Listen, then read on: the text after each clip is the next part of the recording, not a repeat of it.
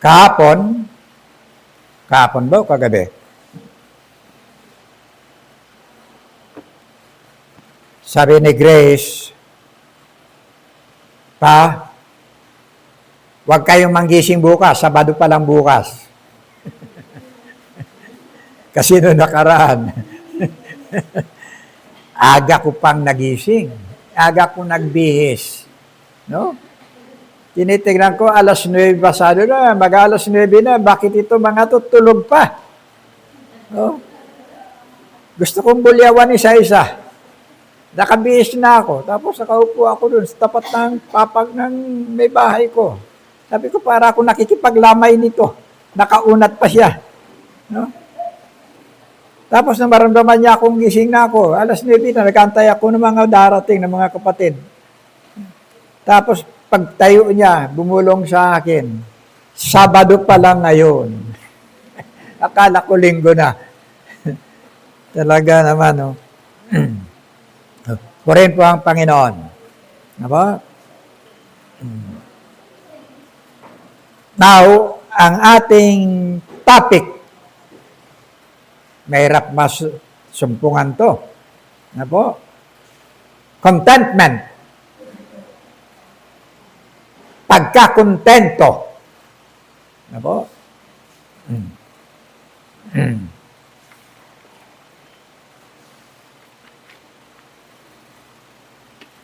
Naalala niyo yung kwentong bata? Yung asong may tangay-tangay na buto? Sakmal-sakmal na buto? Parang anong grade yun? No? Pagkatapos sa padansya sa tulay, pagtingin niya sa tubig, nakita niyang ganyan. May aso rin doon. May sakmal ding buto. Sa gusto niyang mapas sa kanya, kinahulan niya. Yun. Pagkahul niya, nawala yung kanyang sakmal na buto. Ano po? Yun po, yung bahagi na tinatawag nating kawalang pagkakontento.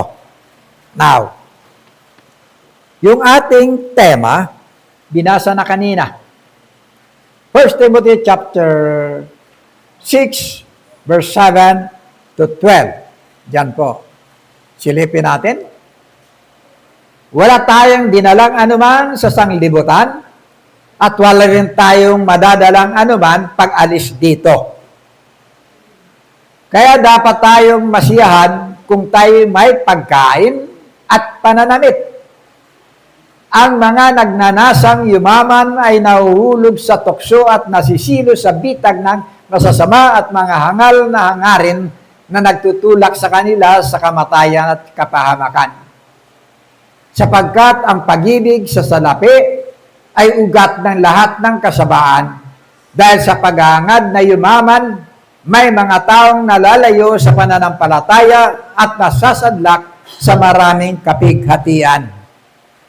Ngunit ikaw na lingkod ng Diyos, umiwas ka sa mga bagay na ito. Sikapin mong mamuhay ng matuwid, makadiyos, may pananampalataya, may pag-ibig, may pagtitiis at kaamuan. Ipaglaban mo ang mabuti, ang pananampalataya. Panghawakan mo ang buhay na walang hanggan. Dahil diyan ka tinawag ng Diyos nang ipahayag mo sa harap ng maraming saksi ang iyong pananalig kay Kristo. Purihin ang Panginoon. Tayo po'y sumandaling manalangin namang banal. Pinupuri ka namin, Diyos.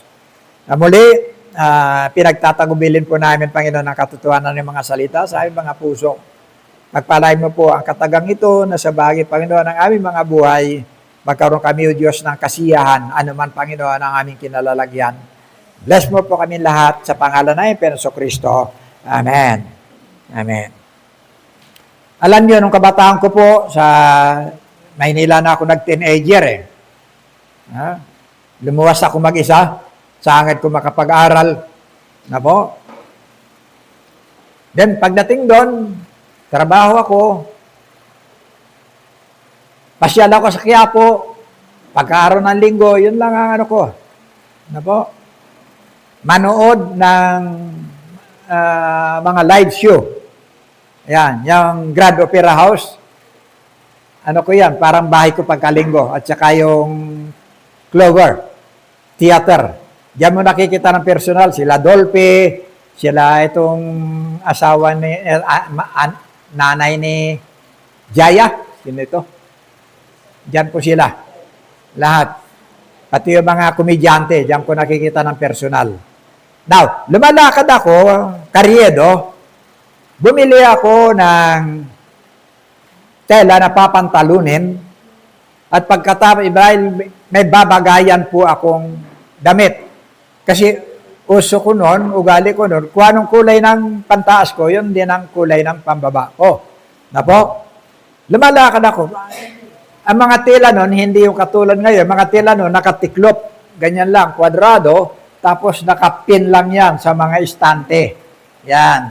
Pipili ka na lang ng mga kulay. Isang pantalunin yun, isang papantalunin. Ganon. Pagbili ko, paglabas ko doon sa basar, na po, mayroong sumalubong sa akin. Tapos, ang sabi niya, Tul, sabi niya, may lusot na galing sa pier. Sabi niya ganyan. Kung gusto mo, tingnan mo, sabi niya ganyan. Tapos, ganitong presyo nito. Nung tingnan ko, abay, naiibang tela. Napakaganda. Kasi nung araw, tela yung pinaglalabanan. Hindi katulad ngayon. Pag maong, uso na ngayon, maong. No? Kahit mag-opisina, kahit naka-Amerikana, naka-maong. Nung araw, wala. Hindi yan. Pag sinabi mong maong, isa lang ang tawag yan, gari. Yan. Pag nakagari ka, trabaho mo, minero, trabaho mo, naggawa-gawa ka ng kalsada, binabagtas mo, pinapatag mo yung bundok para gawa ng kalsada, nagmimina ka sa bundok. Yan. Katulad naman ganis dito. Yan ang suot nila, maong. Hindi nagsusuot yung mga formal na tao nun sa maong. Ganyan. Ay nakita ko, muher. Abay, napakaganda, mahal na klase yung muher. Ginagawa itong mga Amerikana. Wala pong mga RTW nung araw, ready to wear, wala. Lahat puro tahi. Kaya kung ang pantalon mo, yung damit mo, tahi lang ng mga, ang sikat na mga noon, yung mga ginagamit ng mga artista noon, panahon nila mga Luis Gonzales, Gloria Romero, kanila mga ginagamit mga tahi niyan, Estacios, manlapat. Pag nakita yung etiketang ganyan, ay, sikat ka. Yan. Ganyan ang nung araw. Bumili ako, pagkatapos nung tingnan kong ganyan, abay, sabi ko, ano to? Tapos sabi niya, Tul, hawakan mo sa dulo. Tapos hawakan ko dito. Nandyan, ang daming tao. Napakaraming tao, siksikan. Na ganyan. Hinawakan namin, sabi niya, kahit 3 pantalon yan, mayayari mo dyan, mapapagawa mo. So, yung pera ko, panggastos ko na lang para sa susunod na linggo. Yung ano ko na lang, sabi ko, budget ko. Sabi niya, kung gusto mo, bilhin mo nito. Sabi niya, ganito bibigay ko. Sabi ko, wala na akong pera, hindi abot yung pera ko dyan. Sabi ko, edi, magkano ba pera mo dyan? Sinabi ko, ganito pera ko. Hindi naman ako nagsisinungaling, ganun pera ko. Pagkatapos sabi niya, idihan mo na lang, bigay mo na lang yan. Sabi niya sa akin, tapos pati yung tela mo binili. Sabi niya ganyan, ay hindi ko pwede bigay ito. Mayroon akong babagayan ito. Sabi ko ganyan. Pwede yung pera mo na lang yan. Eh wala na akong pamasahe pa uwi. Sabi ko, sa Quiapo, uwi ako, Santa Misa, ang layo. Sabi niya ganyan. Di sabi niya, bigyan mo na lang ako. Tapos dagdagan mo na lang ng panigarilyo. Iyon ang sabi niya ganyan. Dagdagan mo na lang ako ng panigarilyo. Nagkasundo kami. Hawak-hawak niya yung tela, tiniklop niya. Nilagay niya sa supot, wala pang plastic nung araw, puro pa papel. Katapos, nilagay niya sa supot, ganyan, nandito ako. Tumalikod lang siyang bagya, tapos kumuha uli ng panibagong supot, bunganga sa bunganga, so hindi mo na makikita ngayon kung ano yung laman, kasi puwet ng supot. Ayan. Binayaran ko siya. Sabi ko, mangungutang na lang ako sa tindahan ng budget ko, sabi ko, para sa isang linggo. Total, sabi ko, naka3 pantalon ako ngayon, bali 4 na pantalon. Sikit-sikit ko ganyan. Lakad ako. May gubanyan sa tabi ko, sa kaliwa, dito sa kanan. Ayan, ganyan. Pare, tingnan mo, sabi niya, yung telang, nakahawak mo. Sabi niya, hindi na yan, yung tela na nakita mo kanina. Nung kurutin ko ganyan, yung supot, nako, parang abaka na sako, yung laman. Pagkatapos, babalik akong ganyan, sabi ko, titingnan kong ganon, no? Sabi niya, hindi mo na makikita yun. Andyan lang yan sa gilid, pinagtatawanan ka, marami yan sila. Ayun ganyan. Ito po yung mga bahagi na nakikita po natin. Na minsan, mayroon ka na eh. Pero hindi ka pa kontento. Itataya mo pa yung mga bahagi na nasa iyo. Di ba? Na alam mo, alanganin ka na, pero inilalaban mo rin dahil sa interes mo. Naghangad ka na mapasayo ang lahat. Yan po. Kalimitan, ganyan po yung tao. Walang pagkakontento sa bahagi ng ating mga buhay. Na po, kung ating pong babalikan yung mga tao nung araw, wala pa yung sanglibutan. Wala pa lahat. Na po, para makita natin kung ano ang kahalagaan ng pagiging kontento at diskontento. Na po, tingnan po natin. Sa bahagi ng mga talata, sundan po natin ang mga talata pong ito para makita po natin yung bahagi ng katayuan at ang bahagi ng kinalagyan na mga ganito. Isaiah chapter 14, verse 11 to 15.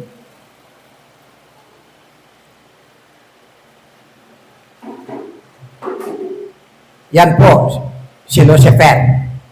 Si Satanas po yan. Nooy pinaparangalan ka ng tugtog ng alpa. Ngayon narito ka na sa daigdig ng mga patay. Uod ang iyong hinihigaan at uod rin ang iyong kinukumot. Okay? O maningning na bituin sa umaga, anak ng bukang liwayway, bumagsak ka rin sa lupa at nahulog mula sa langit. Ikaw na nagpasuko sa mga bansa. Hindi ba't sinabi mo sa iyong sarili, aakyat ako sa langit at sa ibabaw ng mga bituin ng Diyos, ilalagay ko ang aking trono. Uupo ako sa ibabaw ng bundok na tagpuan ng mga Diyos sa malayong hilaga. Aakyat ako sa ibabaw ng mga ulap, papantayan ko ang kataas-taasan. See? Ngunit anong nangyari? At nahulog ka sa daigdig ng mga patay sa kalalibang walang hanggan. Makita po natin diyan yung bahagi ng paghahangad. Alam po nyo, si Lucifer po ang the best sa lahat ng mga anghel. Siya po ang choir master. Siya po ang pinakamabango, pinakamarunong, pinakamatalino na po sa lahat ng mga anghel. Yan po. Yun ang kanyang katayuan. Pero hindi pa rin siya naging kontento sa kanyang kalagayan. Gusto niyang abutin, pantayan ang Diyos sa kanyang kinalalagyan. See? Anong ginawa ng Diyos? Binaba siya. Kaya doon sa Lucas 10, talatang 18, makikita po natin yung kanyang katayuan. Sinabi sa kanila ni Jesus, sa kanyang mga alagad, nakita kong parang kidlat na nahulog si Satanas mula sa langit. Pansinin po ninyo. Binanggit ito ng ating Panginoon Kristo sa kanyang mga alagad. Nasaksiyan niya ang pagbagsak, pagkahulog ni Satanas mula noon. Wala pa ang lahat ng bagay, wala pa ang sansinukob. Nasaksiyan na ng ating Panginoon Kristo ang bahagi ng kaganapang ito. See? Tapos sabi natin, tao lang si Jesus. Ay noon pa, nandun na siya eh. Nakita na niya mga pangyayaring ito. Na po? Okay? Revelation chapter 12.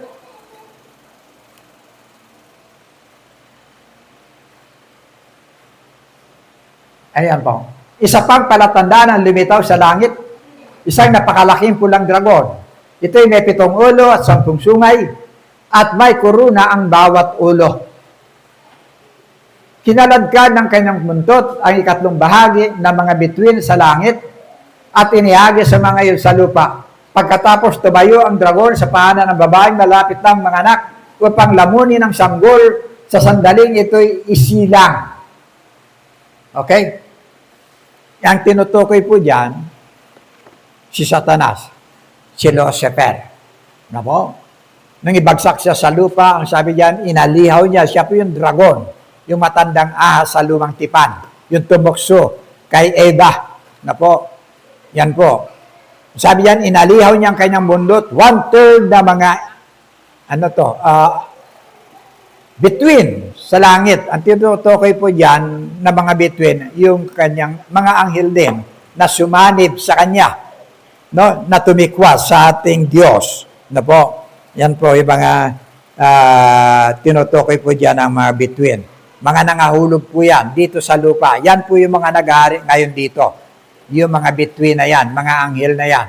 Kaya makikita po nyo yan sa Ephesians chapter 6, verse 12. Nandyan po yan. Nga po.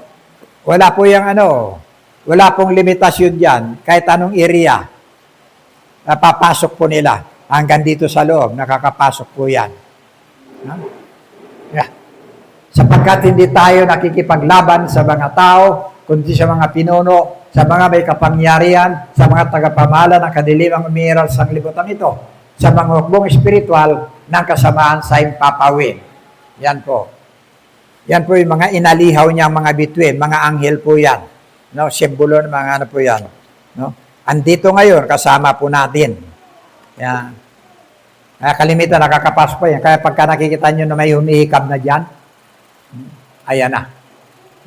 Pag nakikita nyo na, nakatingin lang yan, tapos ang itsura, andyan na yan. Katabi na nyo. Ha? Walang sa kanya. Kita niyo, Panginoon, nananalangin, pinasok ng diablo. Katapos niya manalangin ng 40 days and 40 nights. Di ba? Pinasok siya ng diablo. Ay, dito pa. Ang dami natin bakante dyan. Pag tinabihan ka dyan ng 3, tapos ka na. Oh. May kumakanta sa'yo. Di ba? Tapos may pumapaypay sa'yo. Anong ilalaban mo? Di ganyan nga. Nakatingin ka kay Pastor. Tapos ka na. Hindi abot ng 10:00. Wala na.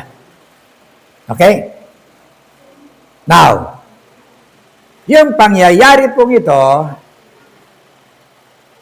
naganap din sa panahon ng mga unang nilikha ng Diyos. See? Ito rin po yung pamamaraan na ginamit, yung kawalang pagkakontento. Sa Genesis chapter 3, verse 6, tingnan po natin.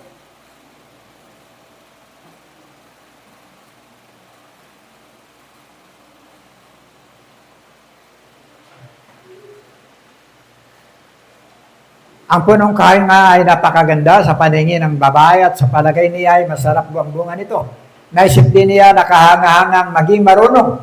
Kaya pumita siya ng bunga at kumain nito. Binigyan niya ang kanyang asawa at kumain din ito. Okay?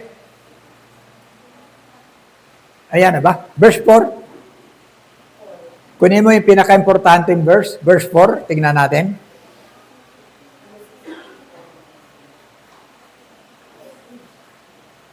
Verse 1 and 2, 3. At sinabi ng babae sa ahas, sa bunga ng mga punong kahoy sa alamanan ay makakakain kami. Tatapwat sa bunga ng punong kahoy na nasa gitna ng halamanan ay sinabi ng Diyos, huwag kayong kakain niyaon, ni huwag kanyong hipuin, baka kayo mamamatay. Verse 4, ayan. At sinabi ng ahas sa babae, tunay na hindi kayo mamamatay. Ayan na. Sapagkat talastas ng Diyos na sa araw na kayo'y kumain niyaon, ay madidilat nga ang inyong mga mata at kayo magiging parang Diyos. See? Madidilat ang inyong mga mata at kayo magiging parang Diyos na nakakakilala ng mabuti at masama. See? Ang sabi ng Biblia, lalangin natin ang tao ayon sa ating wangis, ayon sa ating larawan. See? Ayaw ng tao na kalarawan lang ng Diyos. Mas gusto ng tao na maging parang Diyos. See? Kaya siya kumain. Napasa tao ngayon, yung bahagi ng kapahabakan na katulad na naganap sa diablo. Na po, pareho po silang mga patay. Na po? Masakit pakinggan yan. Pag binuksan natin sa 1:8:44, anak ka na ng diablo. See? Nawala na yung pagiging anak ng Diyos. Sakit na pakinggan. Na po? Now, maging sa panahon ng bansang Israel, na po, naganap din po ito.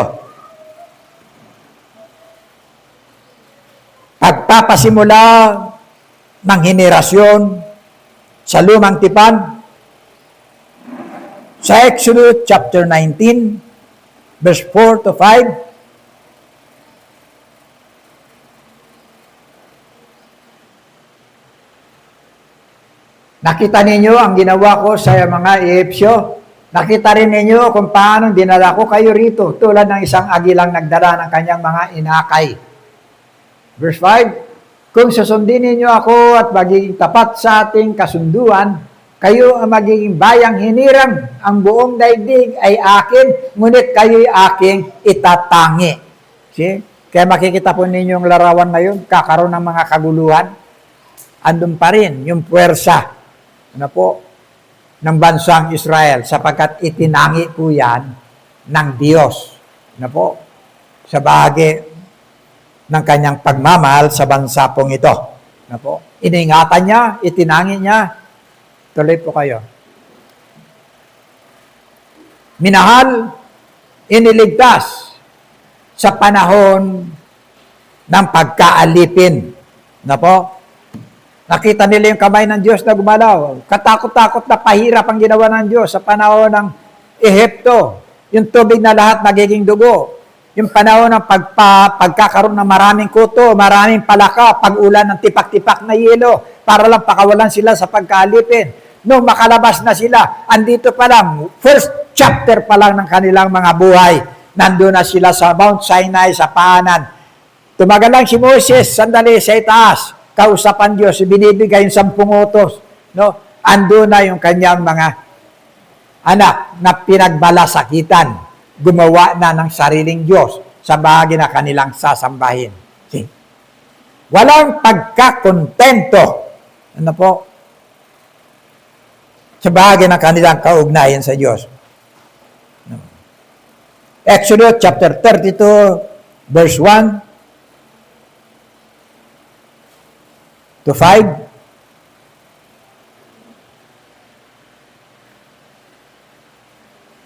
Na magtagal si Moises sa bundok, ang mga Israelita ay lumapit kay Aaron. Sinabi nila, igawa mo kami ng mga Diyos na mangunguna sa amin. Hindi namin alam kung ano nang nangyayari sa Moises na yan. Naglabas sa amin sa Ehipto. Kung gayon, tipunin ninyo ang mga hikaw na ginto, ang inyong mga asawa at mga anak, at dalhin sa akin. Sagot ni Aaron. Ganon nga ang kanilang ginawa.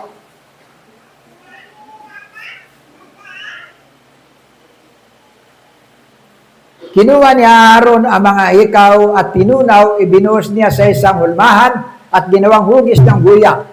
Pagkayari, sinabi nila, Israel, narito ang Diyos mong naglabas sa iyo sa Ehipto. See? Doon na po. Nang ito'y makita ni Aaron, gumawa siya ng altar sa harap nito at sinabi sa mga tao, pagpipista natin bukas si Yahweh. Yahweh na rin ang tawag nila. Kinabukasan, maaga silang bumangon at naghandog ng mga hayop at sinunog sa altar. Nagpatay pa sila ng hayop na kanilang pinagsalu-saluhan, sila'y nagpakabusog, nag-inuman, at mahalay na nagkasayahan. Pag sinabi ng mahalay, nandyan na po yan. Wala nang limit po yan. May nagkakaroon na ng mga, po dyan, dito, kanya-kanyang grupo na. Yan po yung wala nang limit na mga bahagi ng kahalayan. Walang pagkakontento sa bahagi ng ginawa ng Diyos sa kabila na nasaksiyan nila yung lahat ng bagay na kababalaghan na ginawa ng Diyos sa kanilang mga buhay. Now, sa ating kasalukuyan, ganyan din po. Simula noon hanggang sa ngayon, ito rin po ang patuloy na nagaganap. Ito rin po. Hanggang ngayon, hindi nalalayo ang pagkakilala ng tao sa Diyos na kanyang kikilalanin, sasambahin, pagtitiwalaan ng kanyang kaysa-isang kaluluwa. Ano sabi ng Panginoon Kristo sa babae? Samaritana, John chapter 4, verse 22 2, 23 to 24. 23 to 24. Ayan po. Hindi ninyo kilala ang inyong sinasamba, sabi ng Panginoon. Ang inyong sinasamba, ngunit kilala namin ang aming sinasamba, sapagkat ang kaligtasan ay nagmumula sa mga Hudyo. Diyan po nagkatawang tao, ang ating Panginoon Kristo. Okay? Subalit dumating na ang panahon, at ngayon na nga, na ang mga tunay na sumasamba sa Ama ay sasamba sa Kanya sa Espiritu at sa katotohanan. Hindi nahipo, hindi nakikita, hindi nahawakan, sapagkat ganyan ang uri ng pagsambang ninanais ng Ama. Verse 24, ang Diyos ay Espiritu at ang mga sumasamba sa Kanya ay dapat siyang sambahin sa Espiritu at sa katotohanan. Once na sinamba mo ang Diyos sa hindi ganitong katayuan, pues, sumasamba ka sa isang Diyos-Diyosan. Diyos-Diyosan po yung tawag yan. Para makita po natin, mga awit, 115 talatang 1 hanggang 8.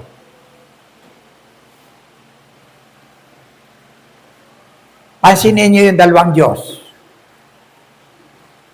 Tanging sa iyo lamang, Yahweh, ang dakilang karangalan. Hindi namin maangkin, pagkat ito'y iyo lamang.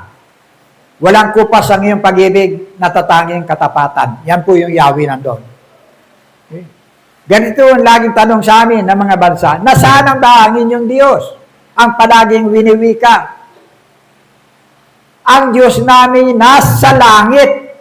Naroon ang Diyos namin at ang Kanyang ginagawa ay kung ano ang ibigin. Mayroon po siyang power, mayroon po siyang will, mayroon po siyang bahagi ng kapangyarihan na gawin anumang mga bahagi ng programa na Kanyang gagawin ayon sa Kanyang panuntunan at kalooban. Kasi, now, yung isang Diyos na ginawa ng tao sapagkat hindi siya kontento sa pagiging Diyos ng isang espiritu na hindi nakikita. Ginawa sa gintot pilak ang kanilang mga Diyos, sa kanila'y mga kamay nitong tao ang nag-ayos. Totoo nga at may bibig, ngunit hindi makapagsalita, at hindi rin makikita mga matang pinasadya. Di rin naman makarinig ang kanilang mga tainga, ni hindi rin makaamoy ang ginawang ilong nila. Totoo nga na may kamay, ngunit walang pakiramdam, mga pay meron din, ngunit hindi may hakbang. Hindi wala kang naririnig kahit munting tinig man lang. Last verse.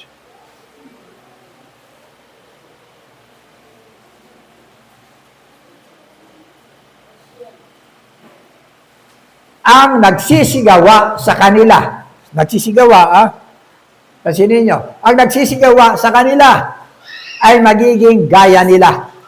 Oo, bawat tumitiwala sa kanila, magiging gaya nila. Anong ibig sabihin? Nakakita kayo ng taong patay? Di po ba? Kompleto ng sangkap yan. Basta wala nang hininga. Ganyan yung mata, may mata yan, pero hindi ka na nakikita. Okay? Pisilin mo yung kamay. Hindi ka na mapipisil. Bulungan mo. Nga kung may pakiramdam ka, pisilin mo rin yung kamay ko. Hindi na. Bakit? Patay na eh. See? Yung nagtiwala, yung gumawa at nagtiwala sa kanila, matutulad na patay, katulad din nila. Ito yung tao. May Diyos ka na dapat mong pagtiwalaan, sambahin. Pero gumawa ka pa ng mga bagay na dapat mong luhuran, dapat mong dasalan. Ay ang katuwiran na hindi naman namin sinasambay. Kalukuhan po yun. Was na lumuhod ka, was na nagbigay ka ng mga papurit padasal, veneration. Ibig sabihin, worship. Sinasamba mo. Apo. Hindi ka kontento sa Diyos na siyang lumikha sa iyo. Ano po? Now,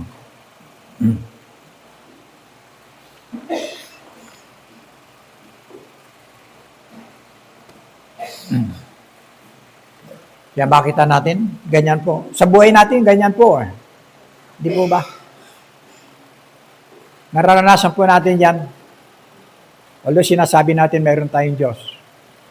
Alala niyo si Pedro? Nung tawagin sila ng Panginoon, Matthew chapter 4, verse 18 to 22, andyan yan. Insakto, naghahagis ng lambat. Tinawag sila ng Panginoon. Lumalakad ang Panginoon sa dalampasigan. Andun sila Pedro, naghahagis, at si Andres. On the spot, naghahagis ng lambat. Sinabi ng Panginoon, hali kayo, sumunod kayo sa akin, gagawin ko kayong mamamalakaya ng tao. Walang pagdududa. Iniwan ni Pedro at ni Andres yung kanyang bangka. Hindi sila nagtanong, Panginoon, paano itong mga isda? Wala pa kami bigas, may 20 man lang namin. Wala. Yun po yung pagsunod doon. Iniwan nila lahat. Paano itong bangka? Paano itong lambat? Binta mo na namin para may maiwan kami sa pamilya namin bago kami sumunod sa iyo. Yan po yung mga bahagi ng pagsunod. Walang pagtatanong.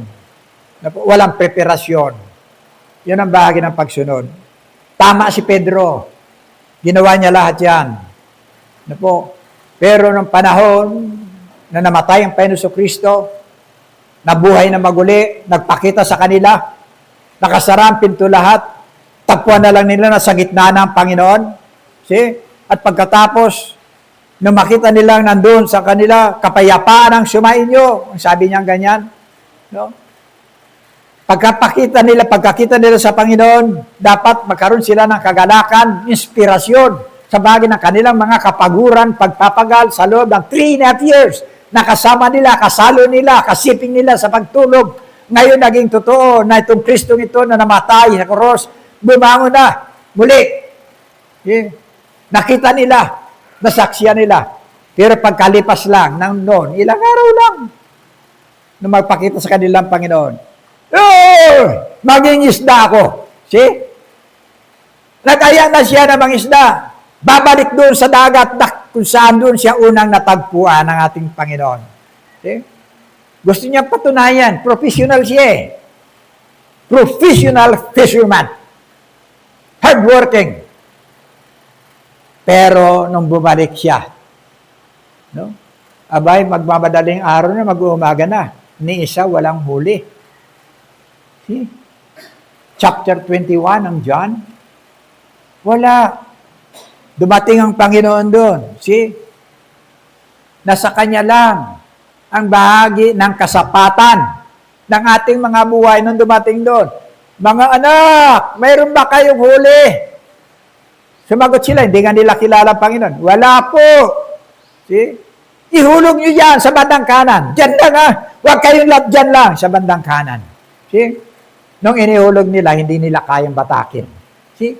Kasi ang kasapatan nakasentro kay Kristo. See? Pero ang tanong doon sa Kanya, John chapter 21, verse 15 to 17, Pedro, iniibig mo ba ako ng higit sa mga isda, sa mga ito? See? Yun ang tanong ng Panginoon. Dapat maging kontento ka sa bahagi ng kaugnayan mo sa Panginoon. Sabi ni Pedro, opo, Panginoon, pues, pakanin mo ang aking mga tupa. Bakit nandiyan ka? Inibig mo ba ako? Opo, Panginoon. Alagaan mo yung aking mga tupa. See, ito po yung bahagi ng ating mga buhay. Kuminsan, hindi natin alam kung anong kalooban ng Panginoon sa atin. Tira tayo ng tira, kasi kailangan natin. See? Nakikita mo lang yung mga bahagi ng buwang sa buhay mo. Pero hindi mo nakikita, yung buwang na yan, nakahanda na ang gagawin ng Panginoon para sa iyo. See? Nabubuhay tayo sa bahagi ng paghahangad. Kawalang pagkakontento sa ating mga buhay. Diba? Now,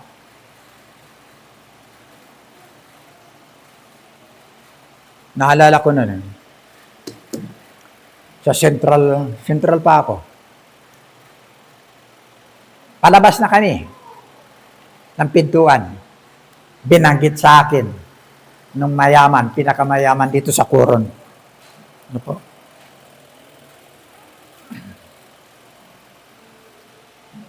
Pastor, ika. Inalok ako, natatakbo sa ticket ng kanyang mga anak. Sigurado yun, patok yun. Ha? Pangalan lang nila eh. E ako, lahi ko napakarami. Totoo yan, lahi ko napakarami. Pag sinabi mong Ormido, napakarami. Hindi ko kilala lahat yan, mga Ormido. Hindi ko kilala. Punta ka ng Turra, punta ka ng Mininga, punta ka ng puro mga Ormido na yan. Karamihan, mga tagbanwa na, Ormido. Hindi ko nakilala. Sarili ko, makakatulong. Kakatulong sa kanila. Anong sagot ko? Sabi ko, Manang, hindi ako para dyan eh. Sabi ko sa kanila, hindi ako para dyan. Kontento na ako sa kalagayan ko. Kahit na alam kong salat ako sa maraming bagay. Pero hindi ito, mga bagay dito na inaasahan ko sa buhay ko. You see? Meron akong inaasahan na hindi nakikita ng mata. 2 Corinthians chapter 4, verse 18, 17 to 18.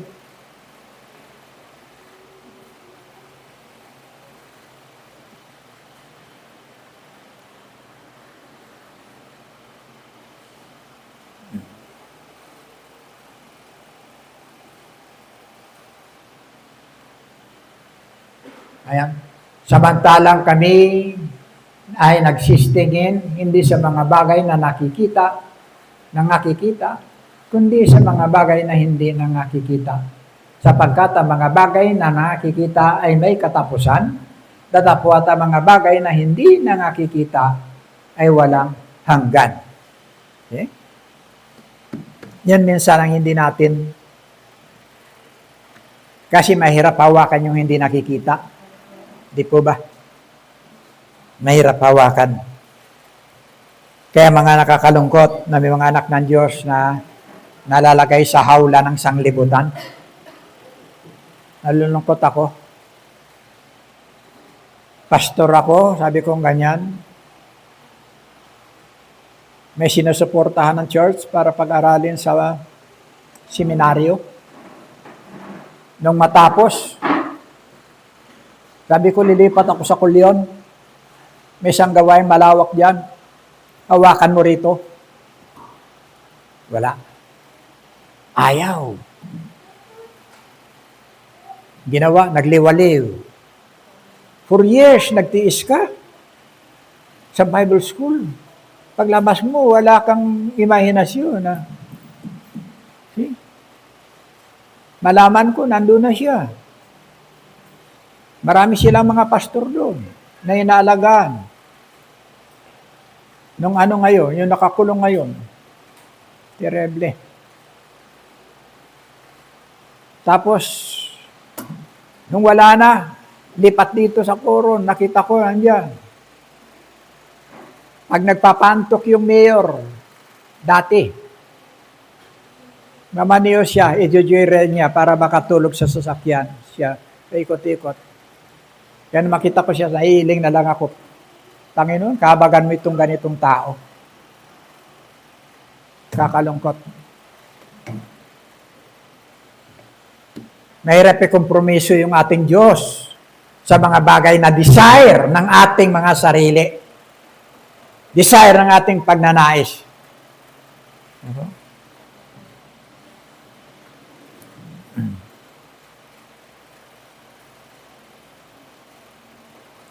Sana makita po natin yung kahalagaan ng pattern ng ating Panginoon sa Kristo. Yung ating responsive, napakaganda. Ano po? Pattern ng ating Panginoon sa Kristo. Ministeryo siya. Di po ba? Ang kanyang destinasyon, templo. 12 years old, imagine. Pag tinignan mo yung bahagi ng City of Galilee, andyan yan, kabilang yan, sa City of Galilee, nandyan yung Nazareth. Yan. Sa Nazareth, bago ka makarating ng Jerusalem, marami kang dadaanan. Na po, andyan yung Nain, andyan ang Edrelon, andyan ang Saitopolis, andyan yung Samaria, andyan yung Sikar. No? Sikar, yung inapuan ng ating Panginoon sa Kristo. Andyan yan. Andyan yung Ephraim. Andyan yung Jericho bago ka makarating sa Jerusalem. Imagine, nilalakad lang nila para makapunta sa piyesta ng tinapay na walang libadura. See? Alam niyo yun, di ba yung kwento nun? Tinapay na walang libadura? Yung panahon na dumadaan yung kamatayan, lahat ng panganay mamamatay. Pag wala kang pintura sa pintuan mo ng dugo, sigurado ka, iiyak ka. See? Yun. Kumakain sila noon ng tinapay na walang libadura. Ginawa nilang fiesta yan, taon-taon, pinipiesta nila yan. Kasi, kaya dumadalo sila roon kapag ka-fiesta ng tinapay na walang libadura. Ayan, taon-taon. Titiis sila lumakad, wala namang motor, wala namang tricycle Wala namang van na sasakyan, wala Titiis sila ng lakad. Imagine, gaano kalayo. See? Tapos, pag-asa nila, kasama pa yung Panginoon doon sa mga kamag-anak nila, o di kaya mga kanayo nila.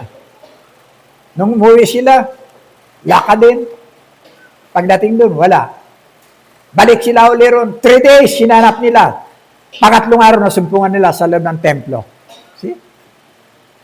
Kikipag-usap ang ating Panginoon sa mga pantas na tao. Alam na Panginoon. Alam niya ang kanyang destinasyon, ang kanyang mission field. Templo, sinagoga, mission field hanggang sa Kalbaryo. Alam niya yung kanyang kasasadlakan. Pero kontento siya sa bagay ng kahirapan na kanyang mararanasan. Ano mga bagay na kanyang makakatagpo, makakasalubong, o mangyayari sa kanyang buhay. Kontento po siya. Ano po? Merong isang singer Mahusay ito.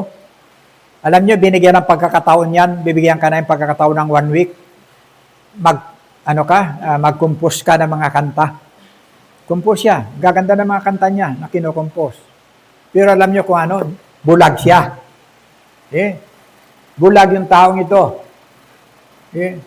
Isa sa mga mensahe ng kanyang ginawang awit. Sabi niya, nagtatanong sa may kapal kung bakit ako nagkaganito. Alam na niyo yung kanta na yun? Ha? Kilala niyo si Willie Garte? Yeah. Bulag yun. Pero yung kanyang utak, yung kanyang karunungan, mas malayo sa isang taong normal. Nagiging singer siya, nakakagawa siya ng mga kanta. Na kapag ka nabenta, umaabot ng milyon. Kahit ganun ang kanyang katayuan. Pero hindi siya kontento. Tatanong pa siya sa Diyos, bakit siya ganun? Bulag. Hindi po ba? Sa halip na pasalamatan niya ang Panginoon, na kahit ganun ang kanyang katayuan, naging kasangkapan siya para makilala siya sa bahagi ng larangan ng musika. Kakalungkot. Meron dyan, artista, komedyante. Iba yung pamamaraan ng pagpapaganda noon kisa sa ngayon. Mga pagpapaganda noon, ngayon, katulad nila Dr. Vicky Bello, mga mahusay yan. Nariritokin niya yung mukha. Iyon naman, nauso noon, injection. Gusto niya maging bata pa. Nagpaturok sa mukha. Tumabingi yung mukha, hindi na mabalik sa dati. Kasi, may kilala kayong pangalang Aruray? Hindi nyo naririnig. Wala. Nung tumabingi na mukha, sino pang kukuha sa kanya? Ay, hindi na yung mukha ni Aruray. See? Hindi na yung mukha. Paano pa siya kukunin? Mayroon dyan, sexing. Hindi pa rin siya nasiyahan sa kanyang sarili. Totoo po yung sinasabi ko. Nagpadagdag pa sa kanyang dibdib. Nagpadagdag pa dito sa kanyang ganito. Gusto niya mapintog. Ito, nagpadagdag din siya dito. Ang gumawa ng pagdagdag ng doktor, inopera. Siguro dati niyang ginagawa, pero okay naman siguro ng mga nauna. Pero dito, gumanda nga naman ang ganda ng hubog ng katawan. May inilalagay na parang napakalambot. Parang gulaman. Pakalambot. Parang pagkalam ko, silicone. Silicone yata yun. Napakalambot. Parang tinapal dito. Binopera tapos tinapal sa loob. Ganon din sa kabila. Ganon din sa dibdib. Pagkalipas ng ilang panahon, nabulok. See? Nung mabulok, inopera. Tanggalin yun. Ngayon ang daan ng operasyon, ang lalim na nito. Sira na yung balat. Ang lalim na. See? Sa pagkawalang kontento sa kanyang sarili, na ginawa siya ng Diyos na gano'n na napakaganda, mayroong hubog ng katawan na higit na nakalabang ka sa iba, pero hindi ka pa rin nasiyahan. See? Ginawa pa niyang gano'n ang kanyang sarili. Ngayon, pag tinigin niyo, nakakaawa, distrusado ang kanyang sarili. Ano talaga? Sabotahe. Ano po? Yan po yung kawalan ng mga bahagi na tinatawag nating kawalan ng pagkakontento. Ano po? Now, 1 Timothy chapter 6 verse 17.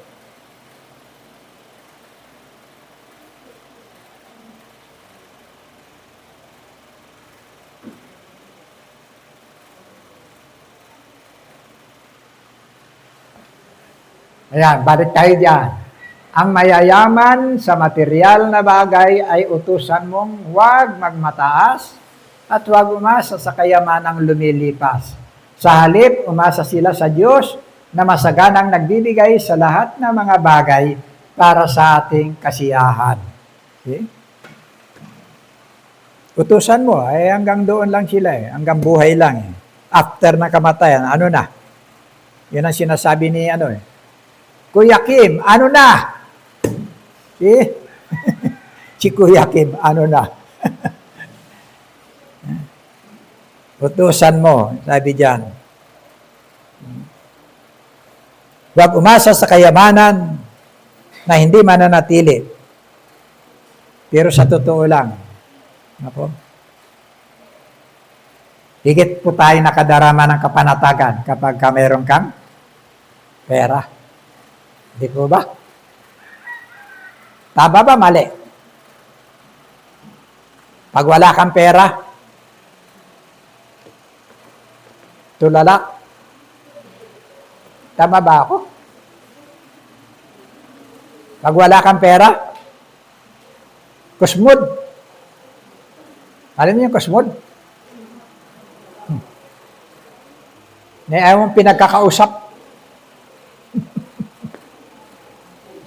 Malis ka nga, demonyo ka. Di ba?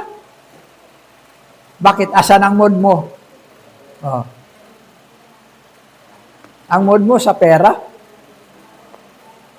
Di ba? Pag marami kang pera, sigla-sigla talaga. Di ba? Saya. Kondisyon ng katawan mo, ang ngiti mo.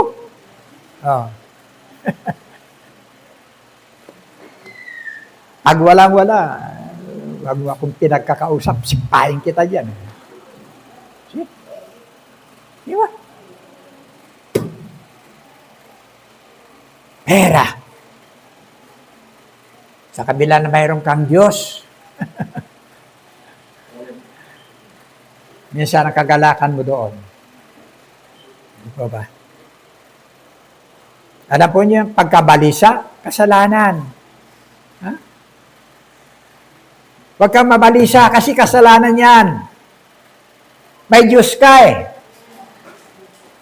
na nakakahigit sa mga bahagi ng iyong mga kawalan. Okay? Isipin mo, paglabas mo sa sinapupunan, wala kang hawak na anuman. Pero hanggang sa ngayon, binubuhay ka ng Diyos. Diba? Yung kontentong tao, kailanman ay hindi naghihirap. Pero ang hindi kontento, kailanman hindi yayaman. Bakit? Patuloy na maghahangad eh. Oh. Patuloy na maghahangad.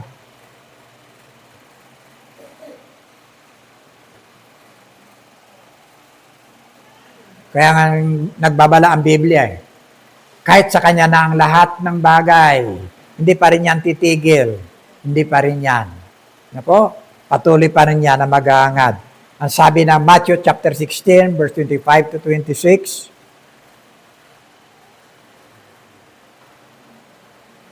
ang naghangad na magligtas ng kanyang buhay ay mawawala nito. Ngunit ang mawala ng kanyang buhay, alang-alang sa akin, ang magkakamit nito. Nakukuha ninyo, ibig sabihin? Yung naghahangad ng kanyang buhay ng kariwasan sa mga bagay na narito sa lahat ng sanglibutan, ang siyang mawawala nito. Yung buhay na para sa Diyos. Pero yung bahagi ng pagtitis, lahat ng mga bagay sa bila ng kawalan, basta mayroon kang Kristo, mananatili sa iyo ang buhay na nasa Panginoon. Sa isang magandang pananalita, ang labis na pagpapasasa sa buhay na narito ang batas ng kamatayan.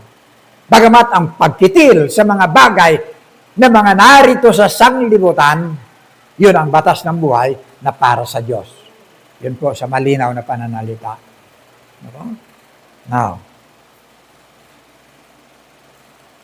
sa verse 25, Matthew chapter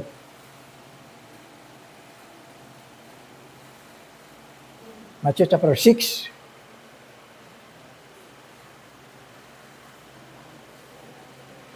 Okay. Okay na yan. Ngunit higit sa lahat ay bigyang halaga ninyo ang kaharian ng Diyos at ang pamumuhay ng ayon sa kanyang kalooban at ibibigay niya sa inyo ang lahat ng mga bagay na ito. Pansinin po ninyo. First priority ang Diyos sa ating mga buhay. Yung pamumuhay para sa Diyos. Para sa kanyang panuntunan. Para sa kanyang kalooban. Na po? Minsan, lagi kalooban natin. Di po ba? Lagi-lagi kalooban natin. Kahit malaya yung mga panahon natin para sa atin sa Diyos, nabigay natin sa Panginoon, pero hindi natin nabibigay. Tayo pa rin ang nasusunod. Lunes, Martes, Miyerkules, Huwebes, Biyernes, Sabado, sa'yo lahat yan. Ubusin mo yan, huwag ka nang matulog. 24 hours. Pero yung linggo, huwag mo nang kukunin. Para yun sa Panginoon. Pero kalimitan, pati araw ng linggo, ninanakaw natin. Para pa rin sa ating sarili. See? First priority ang Diyos. Paano kapag papalain? Maaari. Sa material na bagay. Paano yung spiritual mo? See? Now, hindi po sinasabi ng Panginoon. Hindi po against sa Panginoon. Na hindi ka na magtrabaho. Hindi po against sa Panginoon. Na hindi ka na kumain. Hindi against sa Panginoon. Na hindi ka na magkaroon ng bahagi ng pagmamalasakit ay sasaplot mo sa iyong katawan. Ang against sa Kanya. Yung bahagi ng pagkakaroon mo ng mga alalahanin sa buhay na nakasentro na ang pag-iisip mo sa lahat ng bagay, itsapwera na ang Diyos sa buhay mo. Yan ang hindi ayon sa kanyang kalooban. Alam po niyo yung tanong ng isang, naalala ko yung si Oprah. Kilala niyo si Oprah? Kilala yan. In-interview niya si Pacquiao. Sabi ni Oprah, nung magsimula ka ng boxing, hindi mo ba inisip o hindi mo ba na-dream, anong tawag yan? Pinangarap. Hindi mo ba pinangarap? Sabi niya ganyan, na minsan sa isang araw, makakaupo ka rito sa harap ko at maririnig ka ng mga iba-ibang klaseng matataas na tao. See? Yun ang sabi ni Oprah. Anong sagot ni Pacquiao? Sabi niya, nung magsimula ako sa boxing hanggang sa ngayon, isa lang ang pangarap ko, ang makakain ng 3 beses ang aking pamilya. Okay? Kontento siya sa ganitong kalagayan. Hindi yun sa mga bagay na karangyaan. Kaya makita natin yung buhay niya ngayon. Hanggang ngayon, pinagpapala. Okay? Imagine, hanggang ngayon, magsi-50 na. May nakalaan pa sa kanyang 9 billion. Para lang sa boxing, manalo at matalo. Pinagpapala. No. Naalala ko, kwento tayo. Ito, alam na ng marami. Maaga pa. Maaga pa, ha? May isang sakristan na nakahukay ng isang baul na kayamanan. No? Tapos, hindi niya alam kung anong gagawin. Punta siya sa kanyang parokya. Pagdating doon, sabi niya sa kanyang pare, Father, may tao pong nagpapatanong. Hindi niya sinabing siya. May tao pong nagpapatanong. Nakahukay po siya ng isang baul na kayamanan. Tinatanong niya kung ano ang dapat gawin. Then, ang sabi ng kanyang father, sabihin mo sa kanya, hatiin niya sa 3. Yung unang parte, ibigay niya sa simbahan para sa mga naglilingkod sa simbahan. Yan. Yung ikalawang parte, ibigay niya sa mahihirap. At yung ikatlong parte, para sa kanya. Yan. So, pag-uwi, yun na, hinati-hati na niya.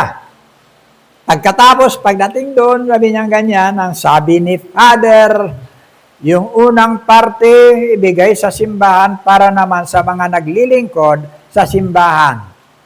Isip siya, ay ako sakristan. Sa simbahan din ako naglilingkod. Akin ito. Okay? Ay sabi ni Father, ikalawang parte, para sa mahihirap. Sabi niya, kaya nga ako nagsakristan, wala akong. Sabi niya ganyan, kung ako mayaman, dapat doktor ako ngayon, dapat sakristan ako. Di, sa akin din to. Okay? Ang sabi ni Father, yung ikatlo parte, para sa nakapulot o nakahukay. Ako nakahukay. Akin din to. Okay? Yan po yung tao. Mine, all mine. Okay? Walang kasiyahan, lahat kanya. Last verse, Philippians chapter 4, verse 11 to 13.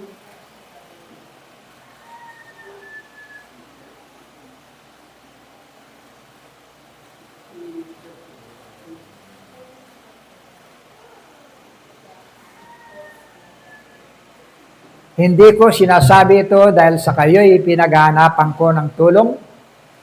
Natutunan ko ng masiyahan, maging anuman ang aking kalagayan. Kontento siya. Ha? Alam ko kung paano maghikahos. Alam ko rin kung paano managana. Natutunan ko na ang sekreto kung paano masiyahan sa anumang kalagayan sa buhay. See? Ang mabusog o ang magutom, ang managana o ang maghirap. Ang lahat ng ito'y magagawa ko dahil sa lakas na kaloob sa akin ni Kristo. Kita nyo? Sa nakasentro po yan. Ano man ang ating mga kalagayan, ano man ang ating mga kapusan, ano man ang ating mga naranasang kasakitan o kasaganaan, lagi ang nakasentro ang ating buhay sa ating Panginoon sa Kristo sapagkat siya ang direksyon ng bahagi ng kaganapan ng ating mga buhay. Na po mga minamahal, darating araw, lahat tayo pupunta dyan. Nakukunti na lang panahon ko. Papantayin pa natin. Pero hindi yan sinusukat yan. Sinusukat yan pagkatapos. Yung wala ka nang magawa sa sarili mo, yung bibihisan ka na lang, kahit hindi mo gusto. See? Lahat. Harap tayo sa Diyos. Anong isusulit natin? Panginoon, salamat sa lahat ng kahirapan o anumang mga bagay na naranasan ko. Katulad ni Apostol Pablo, naranasan ko magutom, naranasan ko magsalap, naranasan ko lahat ng kahirapan, naranasan ko mga pag-uusig, naranasan ko yung mga bahagi ng paghamak, maging sa panahon ng aking paglilingkod. Pero, kontento po ako. Andiyan po yan si Sister Edlyn, bata pa yan sa Kulyon. Pero alam niya yung buhay ko ron, marami akong persecution na naranasan. Sa gitna ng kalsada, sinusurot akong ganyan. Pastor, andito ka lang para sa mga bata, huwag mong pakikialaman yung mga matatanda. Okay? Ang daming persecution. Naranasan ko, sabi ko, Panginoon, salamat. Ano man mga bagay na naranasan ko ngayon, kontento ako sa buhay ko sa paglilingkod para sa iyo. Ang Diyos din. Sabi ko nga, ang siyang pinangangasiwaan ko, kung gusto mo na alisin ako rin sa lugar na ito, bahala ka, Panginoon, kung saan mo ako ilipat, pero hindi ako titigil sa bagay ng aking paglilingkod. Sa iyo pa rin yung buhay ko. Nagpatutuo ako sa panahon ng birthday ko. Sinisinyasan akong i-stop. Sabi ko, ang daming bagay na dapat kong sabihin pero hindi ko na nabanggit. Sinabi ko lang noon, isa ako sa choir director ng 1,000 Voices sa panahon ng pagparito ni Billy Graham, nagkaroon ng crusade sa Lunita. Totoo po yun. Ganda ng boses ko. Lahat ng instrumento, karamihan na tutugtog ko. Harmonica, ukulele, gitara, accordion, keyboard, lahat. Pero ngayon, hindi na. Unat na yung mga daliri ko. Sa polo madisgrasya ako. Pag pinakanta mo ako nang wala akong hearing aid, sintonado na ako. Choir director na nagtuturo ng kanta. See? Isang mata, tumayo ka sa tabi ko. Pag hindi kita kilala o kilala man kita, hindi ko maani naging mukha mo kung sino ka. Dispalinghado na yung kaliwa. Sabi ni Pastor Rich, Tay, pahinga na kayo. Sabi ko sa kanya, sa maraming tao, hindi ko magagawang hadlangan ng agos ng katotohanan ng salita ng Diyos.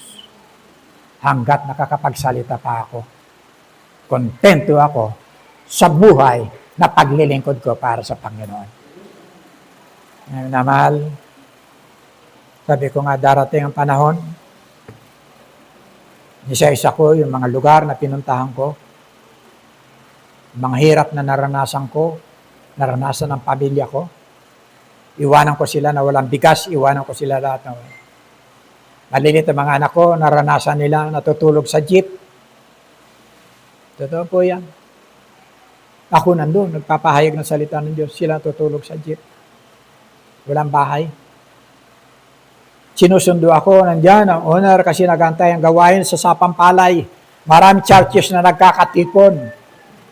Pagkabuhay na maguli.